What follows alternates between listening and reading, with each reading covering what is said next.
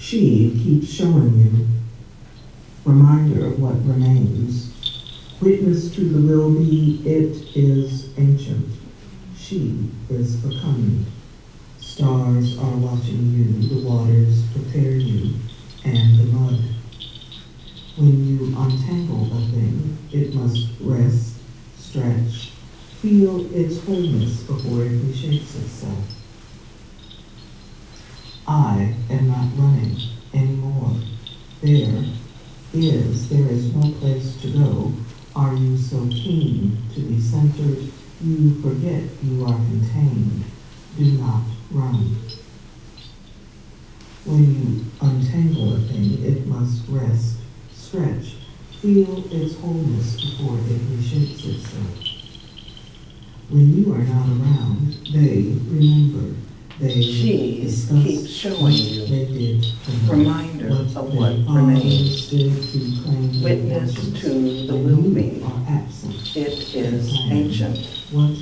She is becoming. Stars are watching you.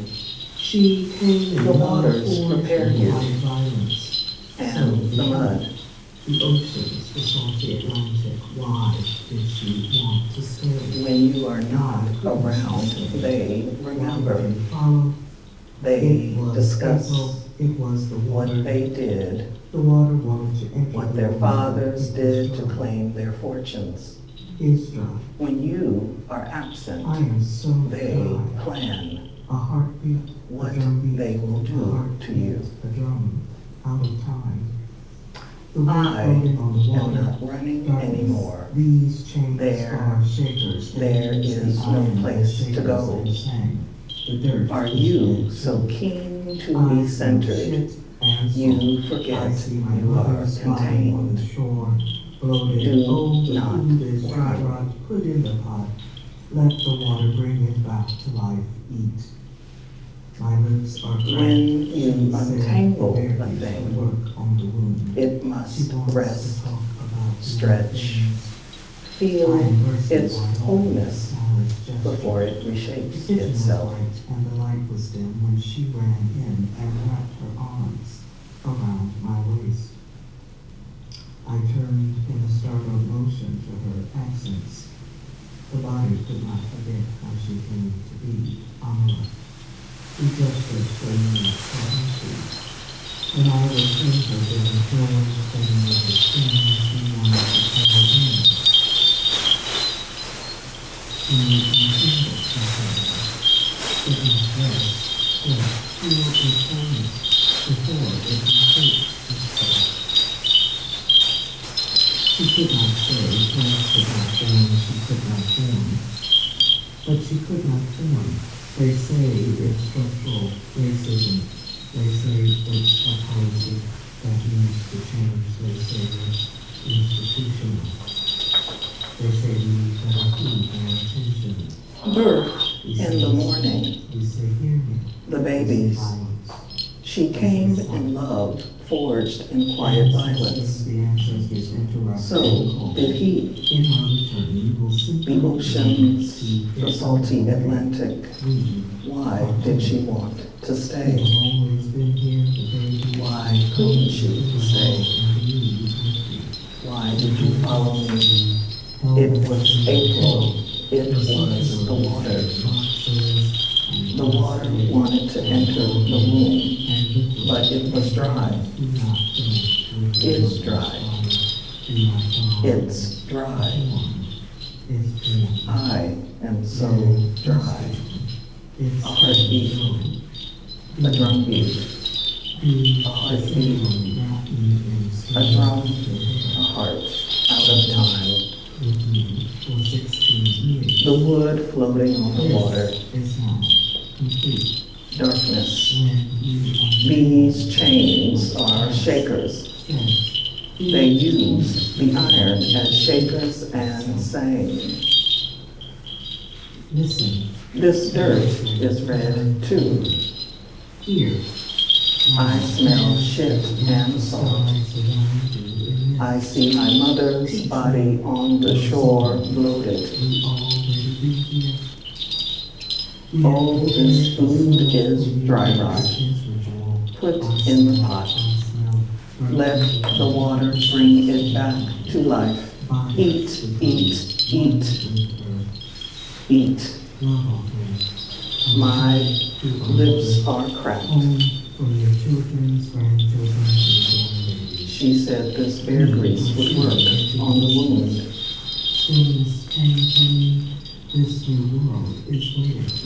She wants to talk about many things. I am bursting wide open with the smallest gesture. The kitchen was white and the light was dim when she ran in and wrapped her arms around my waist. I turned in a startled motion in her absence. Amala. This body could not forget how she came to be. Rejected her need for entry.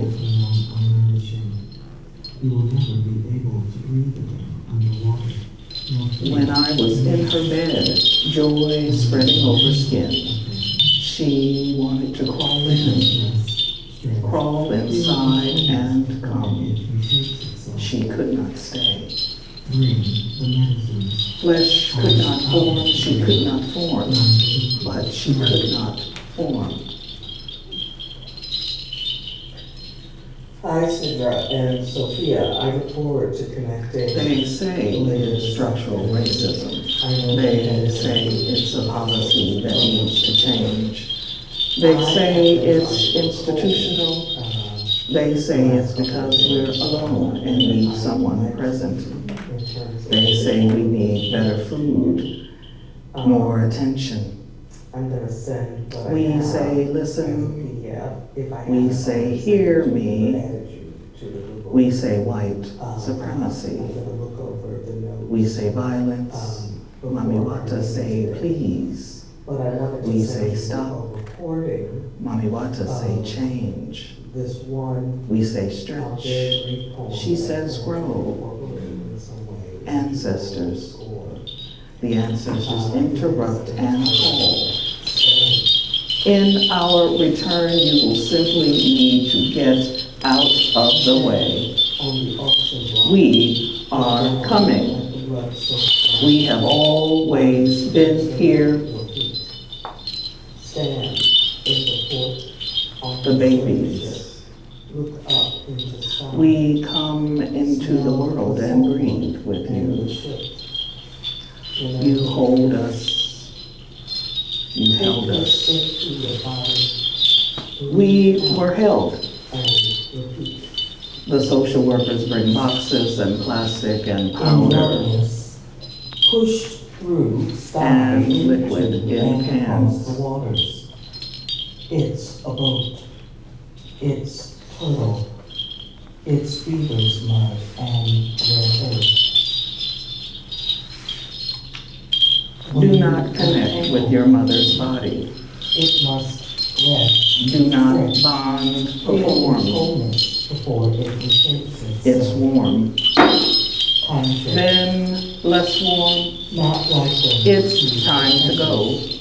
We Do not wake. but shed. Do the Our ceremony. purpose is not to nurture. Wrap me in skin. But to slough Cut off your the hair. I walked with you for a 16 years. demanding we shrink This into is now complete. frame. Let me be worn to someone else this morning. We must release what is. Amla, We have spent too long Asada, a time speaking to Belva, the power. 28, This 16, bulimic purge of 15, treachery. 32, This is not our work. 24, All of those who 1,000, we are contrary. 1. Ancestors beckon us to walk backward into infinite possibility. Dance unclothed. I am not running anymore. There is no place to go. Are you so keen to be centered? You forget you are contained. Do not run. Malarkey, divergent and incomprehensible gibberish of a threatening savage. She keeps showing you. We Reminder of what are remains. a perverse Sidra and Sophia, witness to the will-be. It is ancient. Crooked line of She is fecund. Stars are watching you. Of white gauze. A consult will bear The waters prepare you. allowing a contrary wind to heal our wounded. And the mud. In darkness, pushed through sky into and across the waters. It's a boat. It's turtle. It's beaver's mud and red earth. Listen to the rustling. Rock bottom is the foundation. Turning over. Get intimate with this stony soil. Here. Suckle Now. the root and attach it like umbilical. Roll up, bosom to knee. Dance you into Close your sky. eyes. Surround Let you mother in mist. breathe for you. Teach me your song. When you untangle a thing, We already it be must here. rest, stretch, Feel its wholeness before it reshapes itself. We have prepared this soil for you. It is something. This Being a white is man's quarry ritual. on display. Hunted and dismembered, placed in glass case overhanging lights, your descendants take in what is left of you. Our smell. Unrecognizable. We've already Said be it's here. something like this. White woman found in body bag of black funeral home. We have garage. prepared this soil for you. My grandmother knew it was her mother. Bodies becoming She one doesn't with like her. to talk about it. Asked her if she had the newspaper. Love, clipping. She offer said it. yes. A There are return remnants of to our one mother. line around family line breadcrumb Home. trail, leading to the oven. White birds. home for your children, grandchildren's newborn babies. Turning our remains into ancient artifacts. We are seeing into the distance. March with the mastodon. Chunk of Bigfoot's hair. Stillness came for me. This new world is waiting for you. My great grandmother. This new world is waiting for After you. 5 years of decay labeled white. This new world is waiting for you. I pass on pregnant thoughts of goodwill, possibility. Over and again. When you Unmoving. untangle a thing, it must rest, stretch, feel its wholeness. Tangled before energy. It reshapes itself. Her Indian erased by In the this instance, there is no body. her own mother, the Othe police. Stomach on empty. Thankful they mistook her body for a white body. Her story obliterated by genocide and by slavery. Can you see these women now? Theft of our children, homelands, traditions. Today, her great-granddaughter sees her. They came first before you burst onto the scene. I am Covered in their ancient blood, behold, there is always another way forward. This will never be your home. No other home will be that warm or nourishing. You will never be able to breathe again underwater, nor free to move. Mamiwata is blue fairy. Bring the medicines. Ask Otter to bring up Nana Blue's mud. Come, walk with me into this space. And Emerge. blue fairy has red velvet pussy, pulls you between worlds, penetrates your chest. Man heart in her temperate hands, she controls your life. Capacity for growth. Blue fairy strokes gently, you are sensitive to her touch. She pounces like panther, transforms your longings, listens strongly, and confronts your core. When you untangle a thing, you must rest, stretch, feel its wholeness before it reshapes itself. Blue fairy questions what you want. You become intimate with your flowing. Blue fairy has red velvet pussy, pulls you between worlds, penetrates your chest, man heart in her tempered hands. She controls your life capacity for breath. Blue fairy strokes gently. You are sensitive to her touch. You will sing truth. She pounces like panther, transforms your longings, listens strongly, and confronts your core. Questions what you want. You become intimate with your swelling prowess. You will say yes to this journey. Blue fairy remembers you are a man, woman. Wahinakane, you will sing truth. or endure a peculiar consequence. Elongated snout. Blue fairy makes you a real boy. Bodies slaughtered to ignite white rage. I imagine your dying friend afraid to name his clearness. When you are not around, they remember. They discuss what they did, what their fathers did to claim their fortunes. When you are absent, they plan what they will do to you. A mother standing questions not as deadly as all of our silences. 9 somebody's slaughtered, he makes 10. Sandra, 11. There are far too many ways to skin a cat. I am not running anymore. There is no place to go. Are you so keen to be centered? You forget you are contained. Age, racism. Do not run. In darkness, push through sky into and across the waters. It's a boat, it's turtle, it's beavers, mud, and red earth. Chocolate box assortment of isms and phobias. Prison. In darkness, push through sky into and across the waters. It's a boat, it's turtle, it's beaver's mud, and red earth.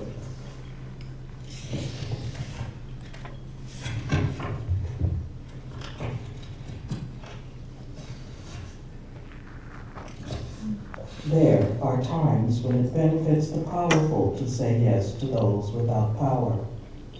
Unearned privilege is the unsettling fact that those whose power lies partially in their not having is a reality that you cannot see. There is a discomfort of witnessing a boundary you cannot cross. Your presence is not necessary or wanted. Without a clear and intimate relationship with the landscape that is a full and embodied sense of how things past, present, and will be. She keeps showing you reminder of what remains. Witness to the will be, it is ancient. She is fecund. Stars are watching you. The waters prepare you, and the mud. Those of us who wish to remain and maintain within the status quo. Oppression masks the humanity of the target, me. Listen to the rustling, and inside of ourselves. turning over here, now. Dance you into skies, surround you in mist. Teach me your song. We already be here. We have prepared this soil for you. This is ritual. Our smell, reminder that no distance can keep you. Bodies becoming one with earth. Love offering a return to our mother. Home for your children's, grandchildren's, newborn babies. We are seeing into the distance. Stillness came for me. This new world is waiting for you. I pass on pregnant thoughts of goodwill, possibility, unmoving, tangled energy. In this instance, there is no body. Stomach on empty. Can you see these women now? They came first before you burst onto the scene, covered in their ancient blood. Behold, there is always another way forward. There is no place to go. Are you so keen to be centered, you forget you are contained? This will never be your home. No other home will be that warm or nourishing. You will never be able to breathe again underwater, nor free to move. Bring the medicine. Bring the medicines. Ask Otter to bring up Nana Baluku's mud.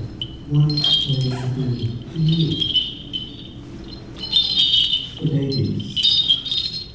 She came in love, forged in quiet violence. So did he. The oceans, the salty Atlantic. Why did she want to stay? Why couldn't she stay? Why did you follow? It was April. It was the water. The water wanted to enter the room, but it was dry. It's dry. I am so dry. A heartbeat, a drumbeat, a heartbeat, a drum. Out of time. The wood floating on the water, darkness. These chains are shakers. They use the iron as shakers and sang. The dirt is red too.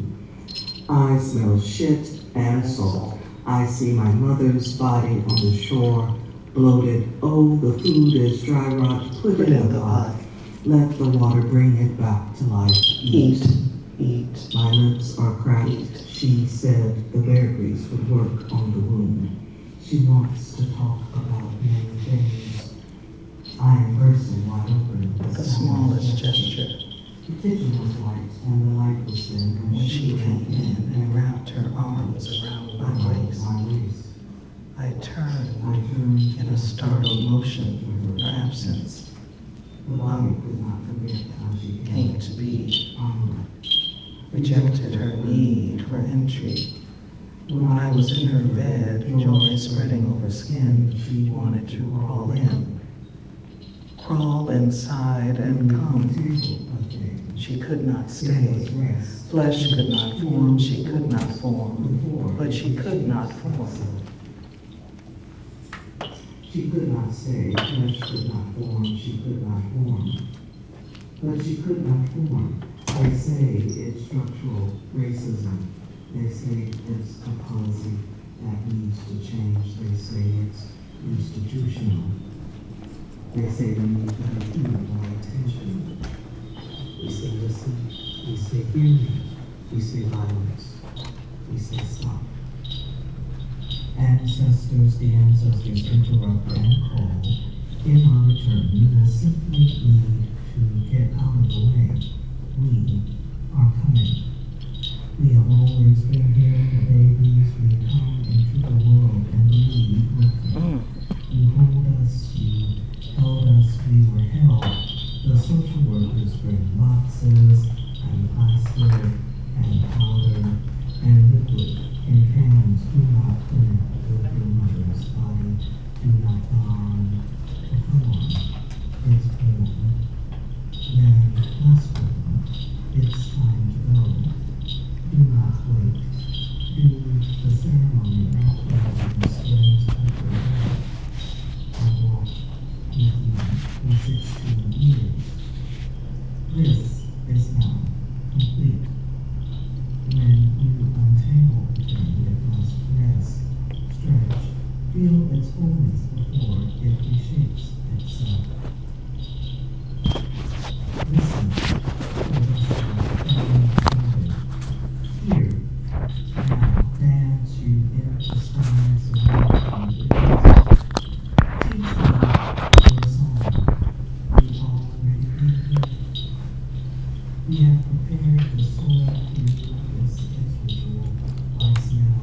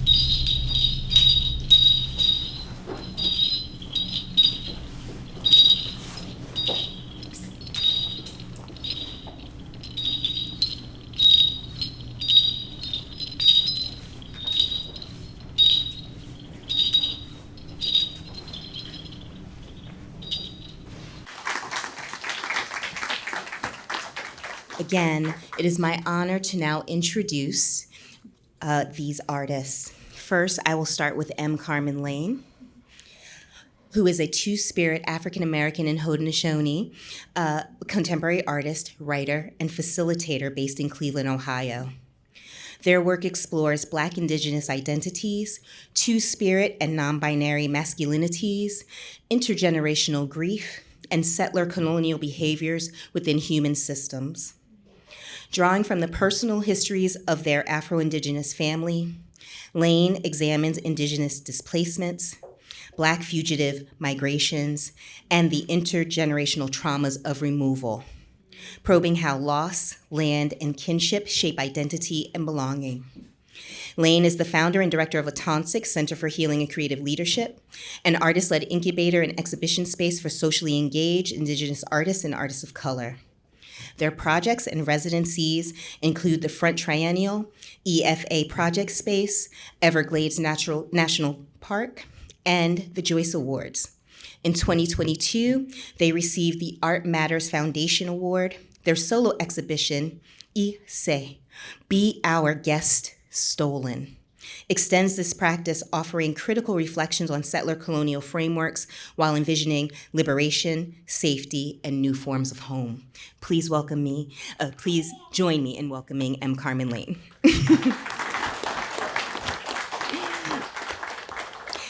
Next, we have Sidra Leigh Bell, who is a celebrated choreographer, dancer, performance artist, and the founder and artistic director of Sidra Bell Dance New York, an internationally acclaimed company recognized for its innovative and progressive approach to dance theater.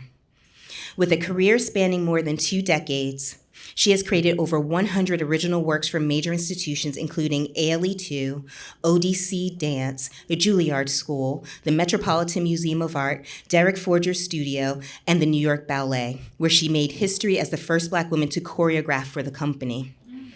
Bell is also a respected educator, formerly a master lecturer at the University of the Arts in Philadelphia, and with academic appointments at Harvard, the University of Oklahoma, and Barnard. Her pedagogical method, contemporary systems, and interior and material approach is internationally recognized and has been featured in Dance Magazine and Dance Teacher Magazine. She's the creative director of Module, a New York-based immersive laboratory for movement and theater artists.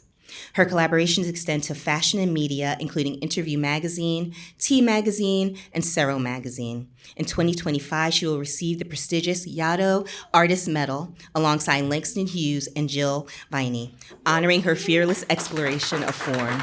Please, thank you, Sidra. Next, we have Sophia Halimah Parker, who is a dancer and dramaturg from Berkeley, California. She has collaborated and performed works by Sidra Bell Dance New York, Kayla Farish, and Alexa West, among others. Most recently, she collaborated with Bell at the Metropolitan Museum of Art as a performer and dramaturg for Graph during the exhibition Flight into Egypt. She is currently an MFA candidate at Columbia University. Thank you so much. And last but certainly not least, the architect of the gorgeous costumes that you saw tonight. Mark Eric, a native of the San Francisco Bay Area, is a costume and fashion designer based in New York City, where he trained at the Fashion Institute of Technology. After designing for several New York City fashion houses, he discovered his passion for costuming for the stage, bringing his couture sensibility into dialogue with performance. He often employs artisanal techniques when creating his signature costumes. His credits include designs for Robert Battle, Daryl Grand, Moultrie, Annabelle Lopez Ochoa, Rennie Harris, Robbie Fairchild, Stephanie Batten Bland, Andrew McNichol, and Marguerite Donlin. He has costumed works for the Alvin Ailey American Dance Theater, American Ballet Theater, Ballet X, Ballet Hispanico, and Ailey 2, among others. This is just, they just do a little bit of things. Please join me in thanking these extraordinary artists for bringing this performance into being and for allowing us to gather in its presence tonight.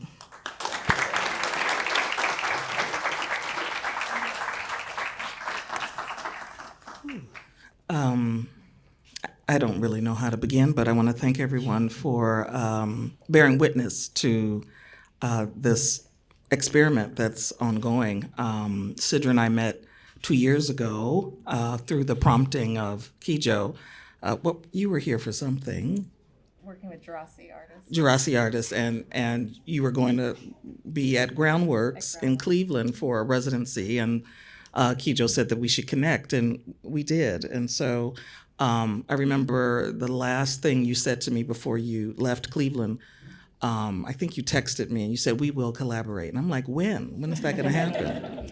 And so it happened, or it has begun with this project. And for me, this group of people working together has been a phenomenal experience. And so I'm really honored and grateful for listening to a vision and joining with it.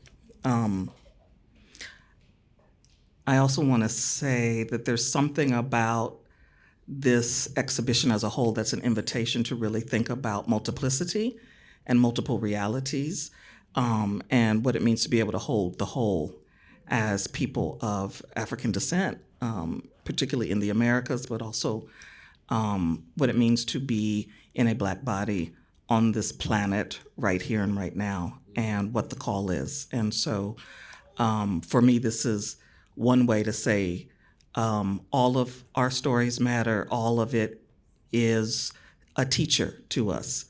And so when we think about what we inherit, what we accumulate over time, what do we need to hold on to? What do we need to let go of?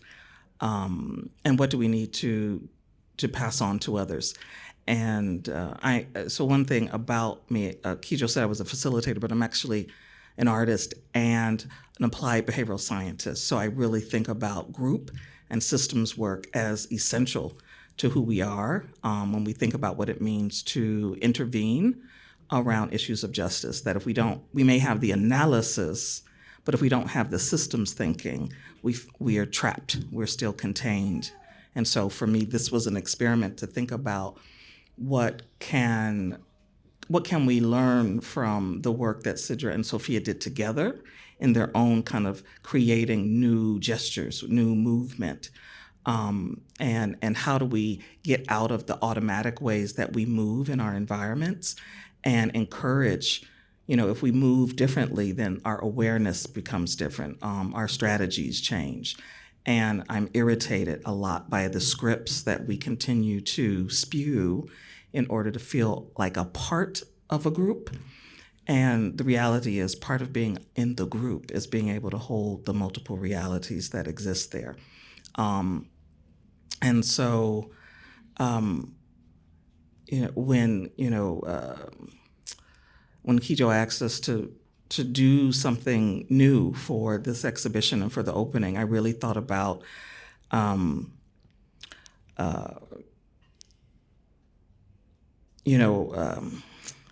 how a personal history can also reflect a macrocosm, and how often we kind of move towards kind of our scholarship or our academic training when there's so much resource in just our story, whatever that story is, and to really think about what it means to, where did we experience the core values. And so this question of what are the gestures of freedom was really the invitation for Sophia and Sidra to experiment around in, and that's kind of where we started.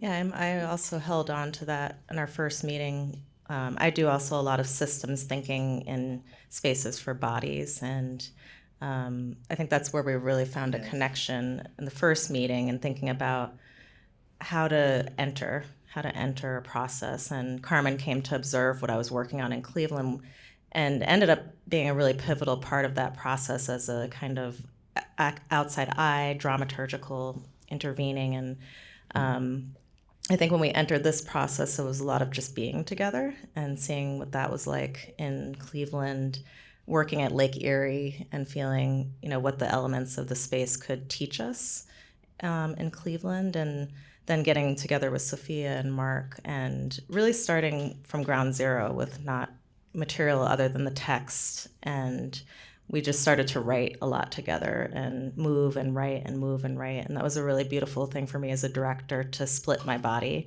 and to be on both sides, and then ultimately dissolve into what you saw tonight.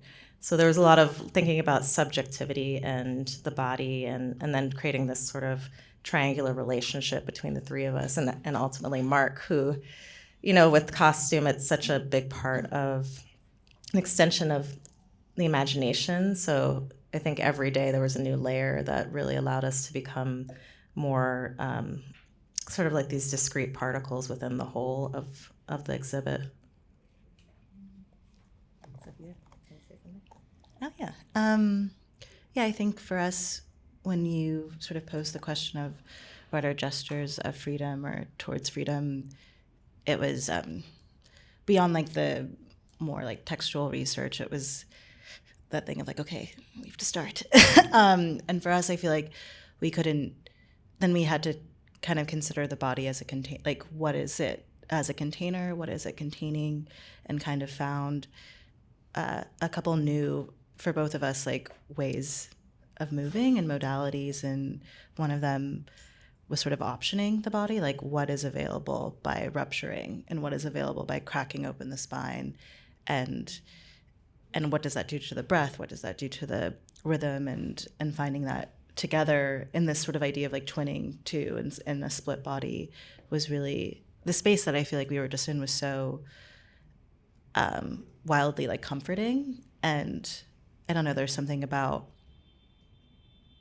and I think it's that optioning, it's that this is possible and this is possible, and the multiplicity that you're talking about, and the layers then of like our relationship, because we've been working together for so long. I think at some point the three of us were talking, and with your relationship with Mark too, there's such a history of like how letting that history live in the work and in our bodies in the space, and not like by starting a new thing, pushing that away. So yeah, that's my.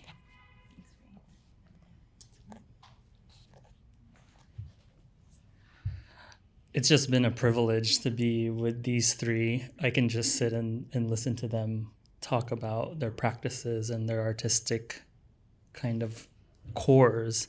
And that's really how I approached this project, was just, I think within a few sentences talking to Carmen for the first time, I knew I need to be a part of this. I need to be a part of this. And the way that Carmen welcomed me into the process it's such an honor to be a part of this. And I just kind of approached it layer by layer by layer, and you can kind of see that in what we created. I at first was somewhat overwhelmed by the macrocosm of it all. We're trying to represent something that is infinite, that is big. And so that's kind of my initial approach. I kind of thought this thing needs to be big. And then after talks, and there was a great resource that Carmen provided that just had everything in it, text, had references, photos, videos, and I really immersed myself in that world. And it was definitely layered in that way. So that's kind of how we developed the visual language of what the collaboration was. And in our time here in San Francisco, the visual representation of it has continued to become layered. And we thought, as we've developed the project, that we want to continue layering it. And I think it's a living and breathing thing. And, that initial macrocosm, we eventually shed that away into the microcosm. And it's really a continuum for us, but it's been such a pleasure to build this project and to share it with you guys. The thing that I want to just reinforce is the relationship as kind of the primary actor of trust building. And that because there are these dyads or these trios of relationship that we can connect with, that that it's the artist's relationship with the artist rather than the institution's introduction or while the introduction came from Kijo, the timeline of when the thing would emerge wasn't there. It was nothing set, and so I really appreciate allowing friendship to be a catalyst, or also just picking up on like both who we are, but also the shadow. I mean, one of the first conversations we had, Sidra, was about birth. I'm a doula. And so I like talking about birth and death a lot. Because I think, if you have a chance to bear witness to another human being come into the world that has nothing to do with you, you should take that and take that opportunity and say yes to it. If you have the opportunity to witness someone choose when they're taking a last breath, I encourage you to take that in, particularly, I think for me, I distinguish completing life from interruption. And I think for people of African descent, often our lives are interrupted and we call it death. And so we conflate the cycles of life with how life intervenes and disrupts our ability to close ourselves out. And so, even when someone dies, there may be conditions of their lives that actually interrupted it. And I think we have to slow down sometimes and pay attention to what is actually happening to us, to what's happening to our bodies, what's happening to our friendships and our relationships and our parents and our lovers. And so for me, it's very important as an artist to understand that I don't want to say it's a privilege to be an artist, but the forces are so interested in me not being an artist that I take it seriously, that I get to have a practice, that I've navigated the terrain in a way to be able to develop a practice for myself and join and collaborate with others who have taken those kinds of risks, because it is a risk. And particularly right now, it's a risk. And so, the title of the performance is Irresistibly Alive.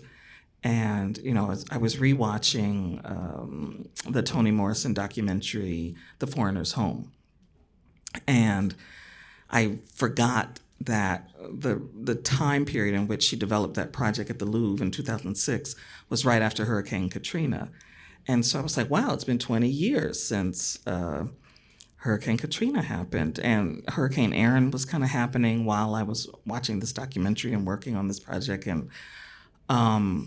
And I remembered, I used to work in the anti-sexual violence movement, and so I was a prevention educator. And so for those of you who remember the organization Insight Women of Color Against Violence, how many people remember that? Okay, great.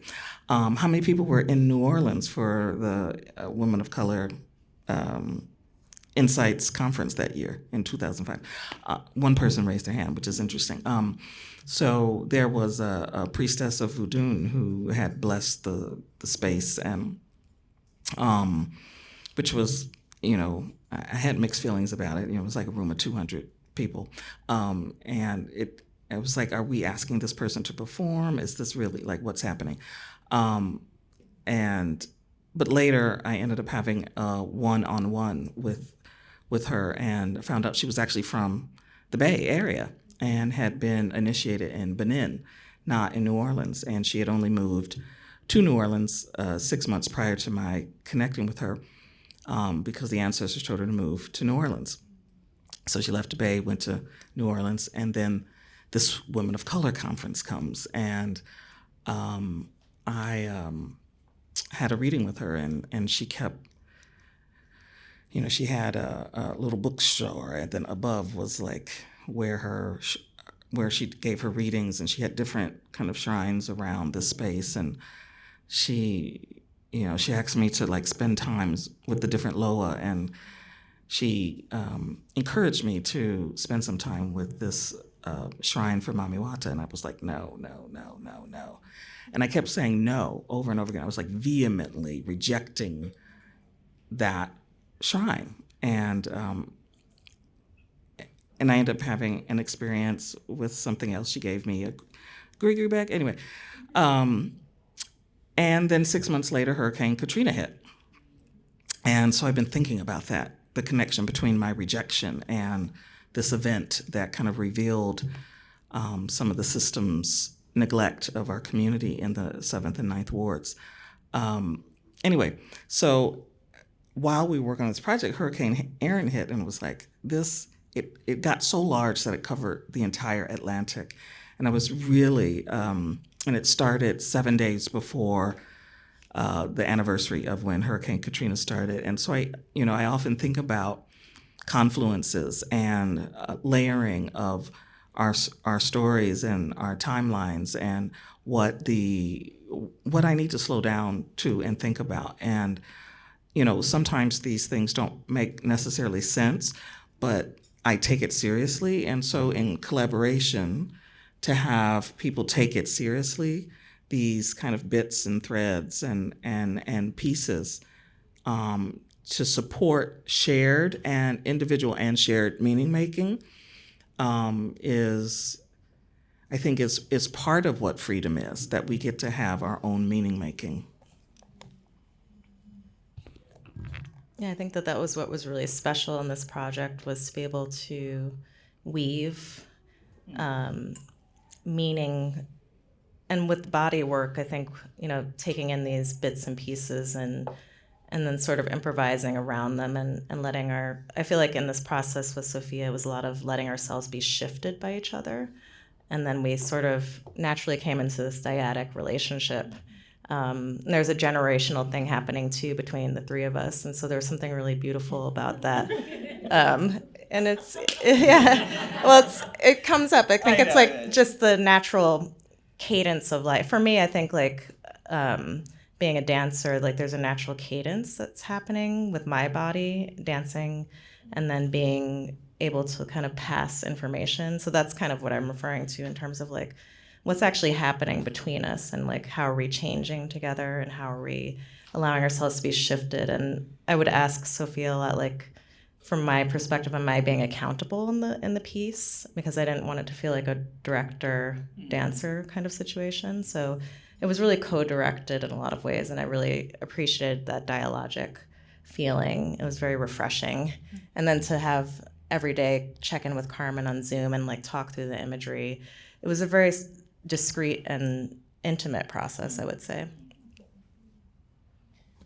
Yeah, it was really great to kind of develop a sense of place together, and having the work sort of start in a blank rehearsal space, which is so its own kind of environment. But we would basically check in with Carmen after every session to kind of have that like immediate reflection of like, I was saying earlier today, I love this question of like, what just happened? And you're like, like, and even now, like, I think that because we were kind of always asking each other the what and the what if of every moment, and it never felt, it just, always felt multi-directional. And the sort of coincidences, my dad was showing me the Brand New Day from the Wiz, was like, sit down, I gotta watch this. But Carmen had brought that up as an early reference of what it means to shed your skin, your grief, and we talked a lot about like the surface. So when we enter the space, thinking about this sort of like skin, what it means to move with your skin as like the forward thing, or like the towards, and then starting to find each other at the very beginning, right? Without being able to see each other, just felt like, oh, this is what's happening. Like whatever, a lot will go on, but that sort of like entry into this space was where I really found my sense of place inside of the work, for sure. Oh, we have the extra mic, but oh, we do. Okay. Talk about just your own vision for the costumes. Carmen just prompted me to talk a little bit about just the vision of the costumes. I think it started with just kind of a feeling of the things that Carmen was kind of prompting me, telling me about. There was so much to take in our first Zoom call. I think we spoke for like 2.5 hours or something. And I was just like making sense of the randomness of us coming together. And it was very much like about the kismet of meeting each other and just feeling like it was familiar in a sense. And I kind of felt like I have a relationship with Sidra and Sophia, but like this sort of like wanting to create something that was like of this familial energy. The Igungun costumes were sort of a very strong reference. And I approached it kind of in a way that the Igungun costumes are actually made like in the tribal communities, where it's a family putting together these very layered costumes. When you first come out to the masquerade, there is a certain number of lappets. These are these kind of like pennants that are on the outside of the costumes, and those are the things that are rotated. They use their most prized textiles to decorate these lappets. And I approached it like each one of these lappets was sort of like something, an interaction between us, a prompt that Carmen gave, some inspiration that I found in the research, and each one tells its own story. They're made of kind of like found materials, contemporary textiles, because I think we had a conversation at some point, and it's like, we keep getting asked this question of when will we arrive to whatever it is that, a better being, a better place. When will we arrive to that place? And it's like, we're already here now. And I was like so inspired by that I just felt like collecting everything and like it reflecting the randomness of the universe, all of the different textiles, everything together, and the beauty that kind of chaos brings. You look at it and it's like seemingly random, but really beautiful at the same time, and those things can kind of like coexist. And then the headdresses, sort of, it was just an idea of creating like a sonic element. There was like some video that Carmen has an exhibition of like a slave castle. I believe it's in Ghana. Yeah. And there was already that kind of sonic element, and I thought of like incorporating nature into it. The headdress is also another kind of West African traditional costume. It's called the zangbeto. It's usually a full head all the way to the floor, rings of raffia, and sometimes they're colored, and those are kind of layered into that. So I kind of combined the two just to like, elevate the experience and really make it big and grand. There was a prompt about the dyad Carmen gave, and sort of like Mami Wata, which was a figure who sometimes is represented with multiple heads, multiple arms, 2 people together, 3 people together. So we had these, I wanted the audience, when they first see the figure, not to understand that it's a human. So there's like these kind of prosthetic arms that are a part of it. You can't tell the front, you can't tell the back, you can't tell how many people are in there or what it is, as sort of a representation for this like macrocosm. And we have the big representation, like I said earlier, and then it slowly sheds, and that kind of plays back into the layers of it all. Thank you. For me, like one of my favorite things about how you all dance together is there's this moment where you are the macrocosm collectively, and then as the dyad is like there are these polarities of energy that like are helpful in terms of me kind of bearing witness to it, but also the generative nature of a polarity rather than a binary. And I think, Western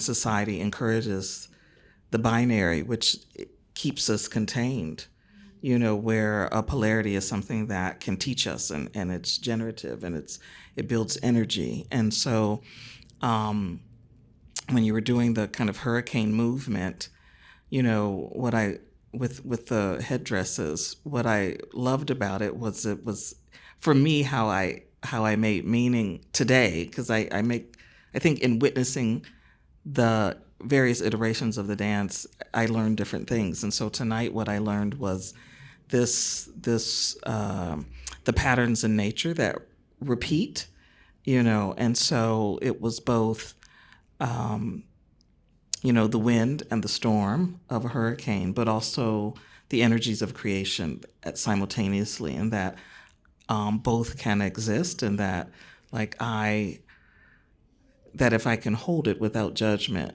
that I can be fully myself, and so there was this moment of fullness that I felt in the space, and at the same time being aware that the architecture of the gallery space is a containment. And so for me, that's an answer to how do we kind of uphold ourselves in our sovereignty in our bodies while being in an environment that is encouraging certain kinds of movements.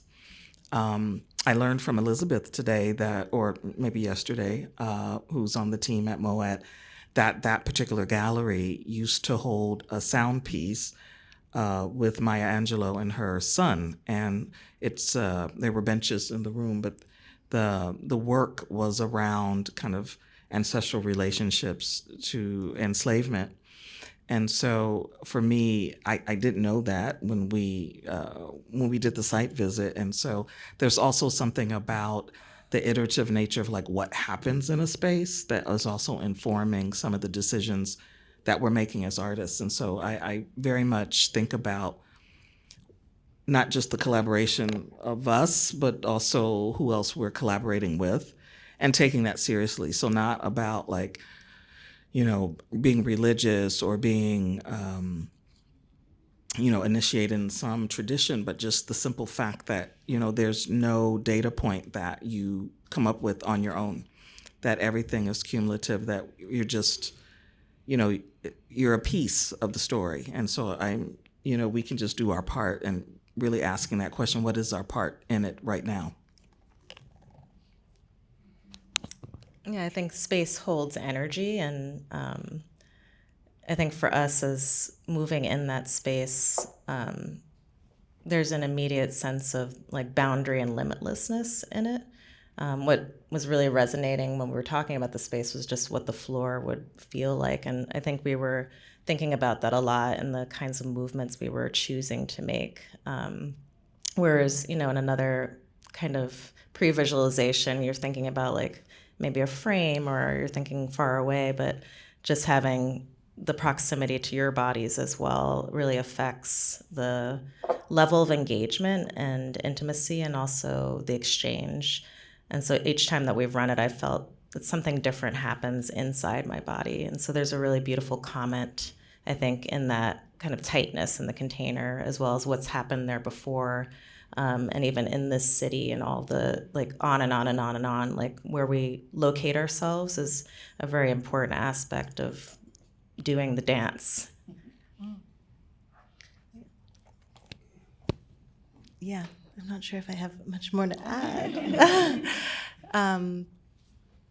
Yeah, no, I'm just really excited to continue. We've already talked so much about the the literal physical layers of the work and adornment and what we're shed. I think it's such a continuum that we're walking down together. So I'm just excited to see how it expands. And even sonically, the sort of chiming of the bells feels like this sort of another infinite, I feel when you're on a ship and you have sea legs after, you still feel a little bit. So I'm just trying to take in what I'm feeling in the aftermath of the end of the show,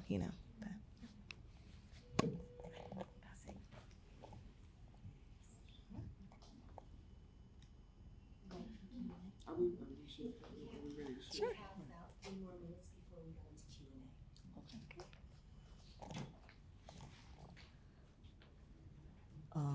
3 minutes.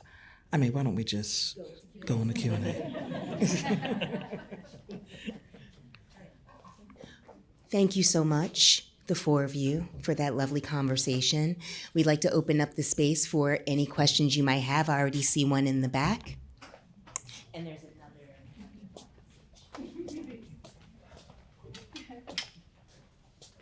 Thank you. Hello. I was ready. Thank y'all so much for what you shared with us tonight. I really appreciate it. I think we all do. I have two questions. So yeah, the first one, I really related when you were like bringing in your Afro-Indigenous background. I'm also Afro-Indigenous, so hey. And I'm an artist. And so something I think a lot about and would love to hear your thoughts on is how do you practice discernment in showcasing your spiritual gifts in art, especially when considering what you mentioned, which is that we are in a really tender political moment.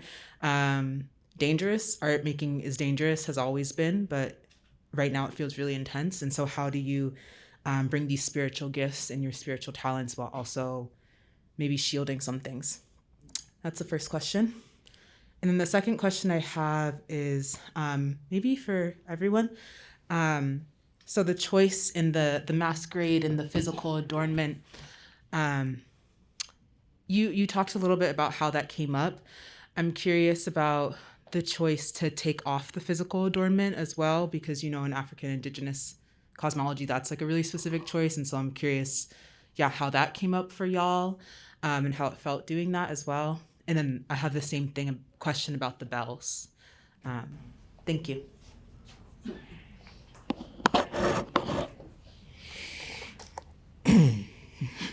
I love your. Is this on? Should be. Okay. I will snarkily answer your question and then answer it seriously. So I think snarkily, like, this is the world I was made for, which is uncomfortable to actually understand that about yourself. I think there's a lot, as an artist, there are things that we have to prepare for as human beings. We have to see things as they are. And I think, one of the things that I turned 50 this year, and thank you. But I'm not bringing it up to declare that I'm 50 because a lot of people like to do that. But because I read Parable of the Sower when I was an undergrad, and I remember the character of Bankole impacting me because he was born the same year I was. And so reading it as a young person, the intervention that Octavia Butler made on my generation by writing this book, not in a future that's far away, but in a future that in a time period that the reader would become responsible for the world. And for me, that's a powerful intervention as an artist. That's an example of her making a decision as an artist to use science fiction as an art form or as a literary form as an intervention in society. Like, she could not, she couldn't control what the impact would be, but nevertheless, she listened to her own self as an artist.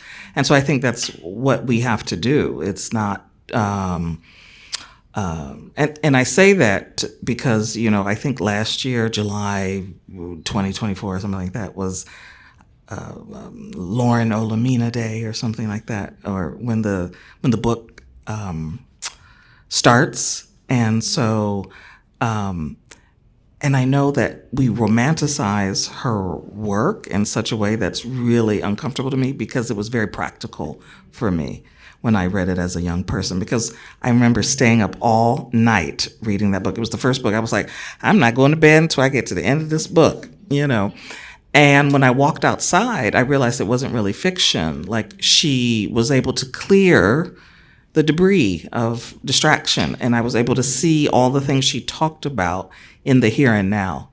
And so I like Octavia Butler in the same way that I like Toni Morrison, is that they use a genre to reflect here and now. It doesn't matter if it's the past or the future, but it's in service of our deepening our awareness and capacity in the here and now.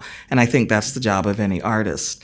And so, I think the work of an artist is to be deeply in the here and now so that one can be responsive. And if you're not in the here and now because you're too busy thinking about a future or you're too stuck in the past, you are disrupting the potentiality of your own power. And so for me, I have to ask myself, what is the most powerful stance I can have as an artist? And I don't really separate being an artist from my spirituality, from my relationships with others. But yes, I do have boundaries around how I develop projects that are meant for a public that's different from what I do at home.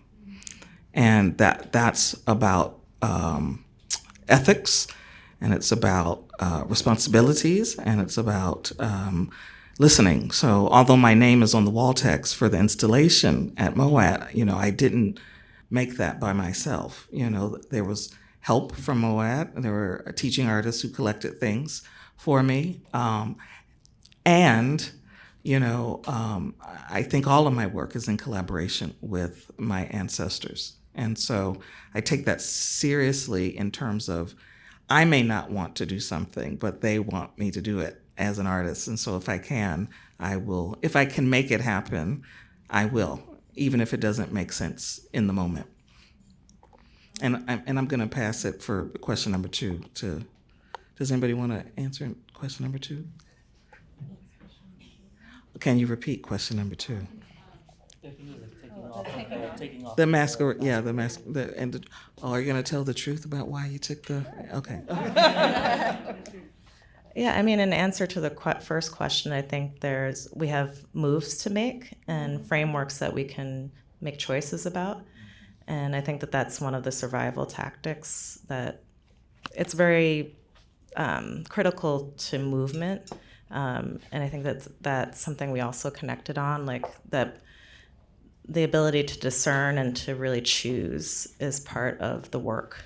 And so no matter how scarce things feel, there's always a choice to be made. And I think in just being responsive and in the optioning, like Sophia was saying. I think with the headdress, it's something I'm still grappling with a little bit. We were talking a little bit about the hurricane, and I was saying like it was still feeling really decorative to me. And so I think a lot of the choice to remove it was to think about like how could we find each other through the darkness of the piece. So it holds more of a poetic, maybe alternate like kind of image in this piece. But I think I'm still grappling with the history of the headdress and like what does that mean on my body today in this space. But I think there was a practicality and a poeticism to us entering, not seeing each other, and then finding each other through that.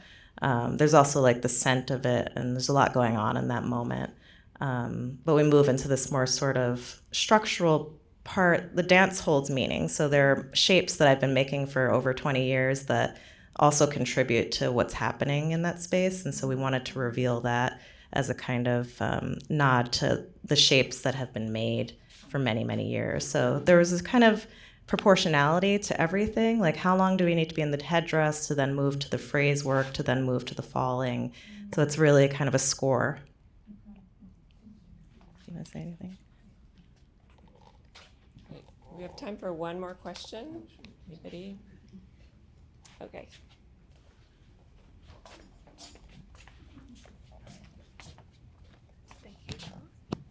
Hey y'all, I'm gonna stand because I've been nervous. It's nice to see y'all. My name is Trey Janae. I'm an Oakland native by way of San Francisco, by way of New Orleans, by way of Liberty, Mississippi, and beyond. And I have a question for you all about what Sidra mentioned about cracking yourselves open.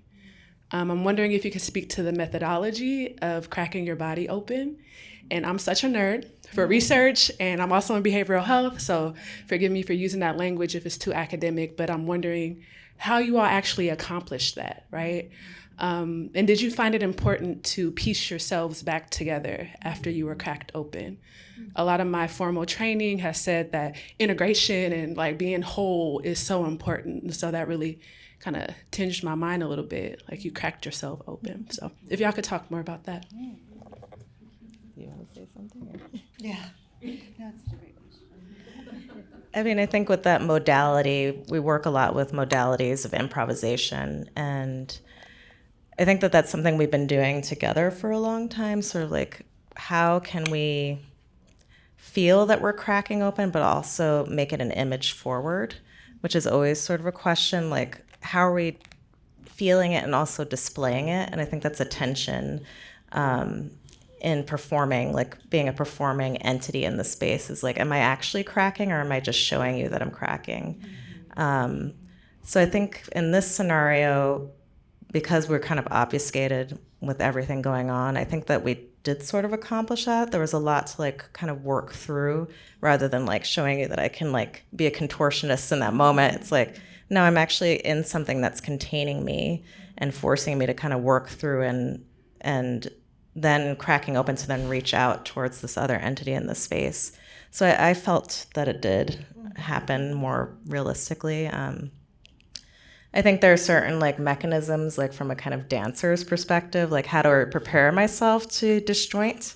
Because we do work a lot kind of from the ground up. So we start on the floor on all fours, and then we start to feel like, how can we give in to the floor and like break down and then fall and then stand? And so there's a lot that happens in the studio where we're actually preparing ourselves to do that opening work. And usually when I'm working with my dancers or teaching, we do go back to a whole place where we're just standing or laying down where everything's even again. So I think it's a cyclicality that's really beautiful. Yeah, I totally agree. And I think that it's such a powerful question because I think the way is sometimes very systematic and sort of not regimented, but like thorough and can start at the same place, whether it be on the floor, addressing a particular part of our body, and then other times it's the playing space is so important. And I think that we allow each other to find inside. We talked a lot about like the work of the thing being internal and not, as you're saying, like like there's a version where we could kind of scatter ourselves and not have a way back to ourselves. But I think it was like the undercurrent of the self and who you are, I think is built over time in dance. There's a lot of ways in training and formal training that can be sort of, it's not there, or it's a sort of more danger, I think. But there's something about our history and how we interact. And I think how Sidra's methodology also really interacts with form and breath that always feels safe, but there's the edges. And I think it's how do you approach that edge safely? How do you approach that with curiosity and intention rather than like a spilling out into this sort of unknown space, which I feel like is always, there's the risk there for sure. But for this work, I keep thinking about the carpet, something about the carpet, even that, like dance spaces often are these like kind of bouncy floors that have this marley and have this sort of almost like leathery texture that says like, this is where work happens. But what does it mean to be in a space that's softer and there's like a way through it, or you feel your feet on you actually feel your feet and not the surface of the thing you're standing on, are kind of ways I think more collaboratively we can address your question. Yeah. So you can hear why I totally fell in love with Sidra's art practice, right? She breaks it down. Anyway, so I'm a Gestalt practitioner, and so one of the things that kind of resonates with me about the way that Sidra thinks about things is that her process, as she talked about, decades of developing module, really resonates with me in Gestalt as a concept. So for me as an artist, I often move towards the thing that's alienated or the piece that it's missing, and that paradoxically that missing piece can support kind of wholeness. So to answer your question around like cracking yourself open in service of what, and if you can't answer that question, you don't need to be cracking yourself open. But I think that, there's a cycle of things that it's important to move towards, to understand why you make the moves that you make. Our thinking is not the first place of awareness, that the heart sends more information to the head than the other way around. Memory is an important material for me that supports opening. So for example, the reason the carpet exists in the gallery space is because I had a professor, Phyllis Bowens, who, she was my African and African American history prof in undergrad. But I went to a small liberal arts college. She was the only kind of Black woman professor I had. And I was learning from her and also aware of her aloneness simultaneously. And so often her storytelling was more significant and resonant in me than the lecture. And so she told me a story of visiting Elmina Castle and getting the tour. So, critiquing kind of the tourist kind of dynamic of like making money off of our grief and loss. But she pulled the tour guide to the side and said, why is the floor soft under her feet during the tour? And the tour guide said, well, what's soft under your feet is, hundreds of years of urine and menstrual blood and sloughed off skin and sweat, and that has congealed and become something else. So, literally the cracking oneself open created softness under her feet. And I never forgot that, So, I learned a lot from Phyllis, but that story that was pretty offhanded changed me to think about that soft things can come from the things that we don't want to bear witness to.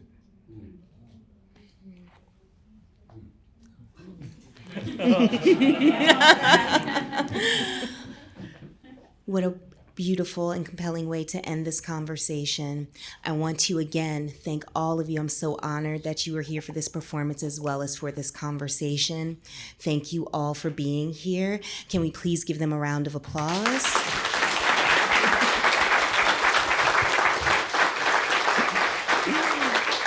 And I also want to thank Kijo for inviting us to play together. It was a pleasure. It was a pleasure. Before you leave, it is my duty to first say, Nexus is still going over the next few days. Tomorrow, please look at the Nexus website. You can reach it from our website, moadsf.org. There are over 138 activities happening over this week. Yes, so please do. I'm doing too many of them, so you might be sick of seeing me. Tomorrow, I want to highlight a conversation I'm having with Ishara Nkundayo and Ayana V. Jackson at Yerba Buena at 2 p.m., as well as to mention that there's a little survey sheet with a QR code under your seat. Please do fill out the survey. It helps us to know how to better serve you as our community. And with that, I would like to say, please think about what are the gestures of freedom for you that you have always done or that you have gained this evening. How are you going to remain irresistibly alive in this moment? Thank you so much and have a good evening.